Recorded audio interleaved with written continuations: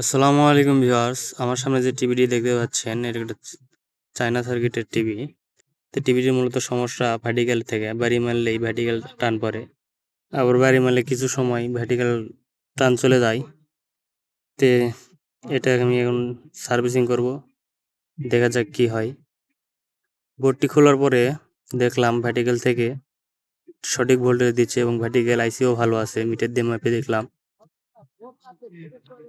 তো এখানে দেখি ভার্টিক্যালের যে তারটা ছিল এফ কোয়েলের সাথে তারটি লুজ কানেকশন হয়ে যাওয়ার ফলে এই কামটি হয়েছে। তো এই তারটি আমি এখন জয়েন দেব, জয়েন দিয়ে দেখা যাক কি হয়। বন্ধুরা দেখতে পাচ্ছেন জয়েন্টটি দিয়ে দিয়েছি। দিনের বেলায় ক্যামেরা একটু খারাপ লেগেছে, যাই হোক জয়েন্টটি দেওয়ার পরে কাজটি আমার সম্পূর্ণ হয়েছে। দেখতে পাচ্ছেন বাড়ি দিলেও আর ভার্টিক্যাল টান পড়ছে না। তো আজকের ভিডিও এই পর্যন্তই, সবাই ভালো থাকবেন, ধন্যবাদ।